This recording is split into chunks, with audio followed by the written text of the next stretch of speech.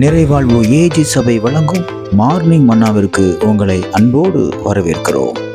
கர்த்தருடைய பரிசுத்த நாமம் மகிமைப்படுவதாக. இந்த நாளில் உங்களை சந்திப்பதில் மிகுந்த சந்தோஷம். எனக்கு அன்பான திட்ட பிள்ளைகளே, நான் ரொம்ப யூஸ்லெஸ்ஸா இருக்கிறேன். நான் யாருக்குமே பிரயோஜனம் இல்லை. எங்க வீட்டுல எல்லாரும் இப்படி சொல்றாங்க, தெண்ட சோறுன்னு சொல்றாங்க. இப்படி கூட சொல்றாங்க, நீ இருக்கிறத காட்டுல செத்து போடா, நீ இருக்கிறத காட்டுல செத்து போமா அப்படின்னு சொல்றாங்க. அப்படி ஒரு யூஸ்லெஸ் ஃபெலோவா நான் இருக்கிறேன் அப்படின்னு சொல்லி ரொம்ப மனம் உடைஞ்சு போயிருக்கீங்களா? உங்க வேலையில சொல்றாங்களா, நீ எதுக்கு வேலைக்கு வர, நீ வேலைக்கு வர்றதுனால என்ன லாபம் இந்த கம்பெனிக்கு, இந்த ஆபீஸ்க்கு, இந்த இடத்துக்கு அப்படின்னு சொல்றாங்களா? இன்னைக்கு கர்த்தர் உங்க கூட பேசுகிறார். நீங்க எப்படிப்பட்டவர்கள் தெரியுமா? மத்தேயு எழுதின சுவிசேஷம் 10வது அதிகாரம் 31வது வார்த்தை இப்படியாக சொல்லுகிறது, நீங்கள் விசேஷித்தவர்களாயிருக்கிறீர்கள். அதுல ஆங்கிலத்துல சொல்லப்பட்டிருக்கு, you are a worthable man. நீங்க ரொம்ப ஒர்த்லெஸ் சொல்லி, நான் எதுக்கும் உபயோகம் இல்லாத எதுக்கும் பயன் இல்லாதவன் நீங்க சொல்லிட்டு இருக்கீங்களே, கர்த்தர் இன்னைக்கு உங்களை பார்த்து சொல்றாரு, நீ ஒர்த்தபிள் பர்சன், நீங்க விசேஷித்தமானவங்க. தேவனுடைய பார்வையில நீங்க விசேஷித்தமானவங்களா இருக்கிறீங்க.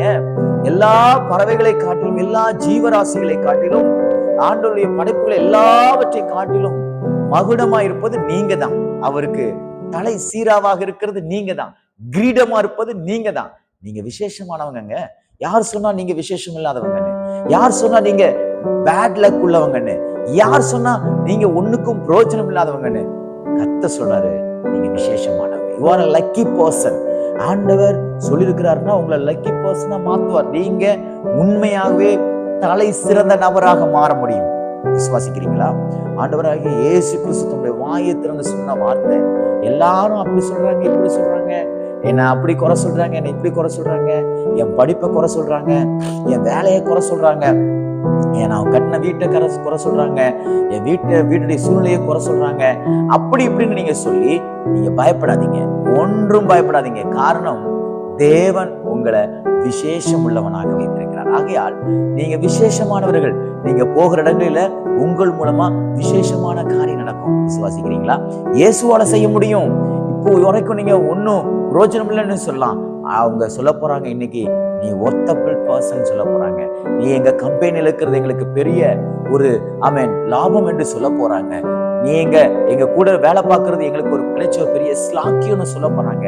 என் கூட நீ பிறந்தது, இந்த குடும்பத்துல நீ இருக்கிறது, இந்த குடும்பத்துக்கு கிடைச்ச ஒரு பெரிய பாக்கியம்னு உங்களை சொல்ல போறாங்க. விசுவாசிக்கிறீங்களா?